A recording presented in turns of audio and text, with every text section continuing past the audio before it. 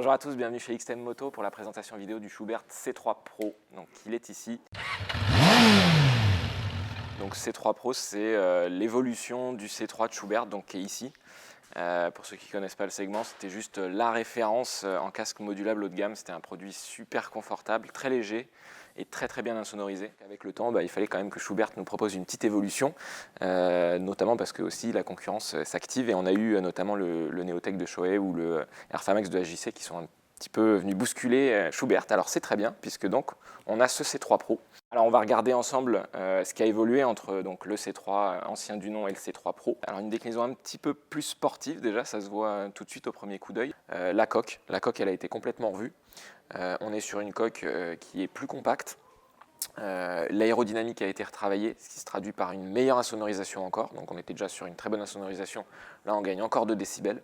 C'est vraiment élevé sur ce type de casque d'arriver à ces niveaux-là. Et ça se traduit également par des lignes un petit peu plus sportives, plus dynamiques et plus modernes. Donc moi je trouvais l'ancien C3 très typé route touring. Celui-ci je trouve fait plus jeune et vraiment sympa et tout de suite attirant à l'œil. On a un petit spoiler là qui est intégré à l'arrière de la calotte. On a ici des petites ailettes qui améliorent la pénétration dans l'air. Là aussi on voit que sur la coque, on a des petites incisions. Vous voyez que aussi les ventilations frontales, elles ont été complètement redessinées. On a le même système avec 2 petites positions ouvertes, mais ça a été redessiné. Au niveau de la mentonnière, ça a été légèrement redessiné, mais on est sur quelque chose de tout à fait similaire. Donc, tout ça a été fait pour favoriser donc, la pénétration dans l'air du produit. Au niveau de l'écran, alors ça se voit moins à l'œil, mais le champ de vision a été un petit peu élargi en hauteur. Donc ça aussi, c'est un élément qui le rend plus sportif, parce que quand vous êtes sur une moto sportive, vous avez tendance à être plus penché en avant, et donc on va rechercher à gagner en champ de vision en hauteur. À l'intérieur, tout a été revu. On était déjà sur un intérieur très confortable.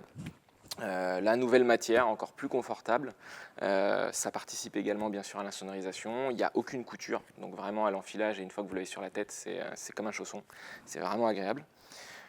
Et puis alors il y a une chose qui ne se voit pas, bon ça c'est un détail, pour ceux qui utilisent l'accessoire kit main libre qui est vendu par la marque, vous aviez sur ce produit là une antenne qui est intégrée dans la coque, donc pour avoir vraiment une bonne transmission du signal. Maintenant sur celui-là c'est une double antenne, donc encore une meilleure transmission du signal pour les utilisateurs du kit main libre. La manipulation de la mentonnière, ça n'a pas changé, c'est le même système, c'est tout moelleux. Encore une fois, c'est un produit haut de gamme, donc ça se sent tout de suite quand on manipule. On retrouve notre double écran solaire avec la manipulation ici. Toujours sur le côté gauche, ça c'est pratique à utiliser. Au niveau du poids, pour mémoire, on est toujours autour de 1500 grammes. C'est une évolution, donc ils ont quand même corrigé les quelques défauts, il y en avait un petit peu. Sur l'ancien C3, on avait des clients qui se plaignaient dans le temps de petits dépôts blanchâtres sur la visière. Ça c'était lié aux matériaux qui étaient employés. Donc là on est sur un produit qui est 100% polycarbonate, donc on verra plus ce phénomène apparaître dans le temps. On avait des clients sur l'ancien C3 qui se plaignaient de la visière qui avait tendance un petit peu à tomber toute seule. Donc là-dessus ça a été renforcé, donc ça c'est un problème qui ne se posera plus. Sur l'ancien modèle, on avait un réglage de la sangle qui se faisait que d'un côté, et donc certains utilisateurs se plaignaient de gêne au niveau de la pomme d'Adam avec la boucle micrométrique. Là vous pouvez, sur ce nouveau modèle, vous pouvez régler des 2 côtés. Donc normalement il y a vraiment, quelle que soit votre morphologie, vous pouvez trouver la position qui convient et qui ne crée aucune gêne. L'essentiel, je dirais, de l'évolution, elle porte vraiment sur la coque, où on gagne en aérodynamisme, c'est plus compact, et on gagne du coup en insonorisation. Encore 2 décibels de gagner, encore un casque encore plus silencieux que le C3 qui était déjà une référence.